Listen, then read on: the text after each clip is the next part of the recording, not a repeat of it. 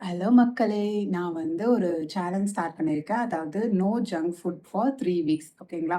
இது என்ன 3 வீக்ஸ்ன்னு கேட்டிங்கன்னா, ஃபர்ஸ்ட்டு கொஞ்சம் கம்மியான டேஸ்ல வந்து ஸ்டார்ட் பண்ணலாம். எப்படி நான் வந்து கண்ட்ரோல்டா இருக்கேன்னு சொல்லிட்டு பார்க்கலான்னு சொல்லிட்டு தான்.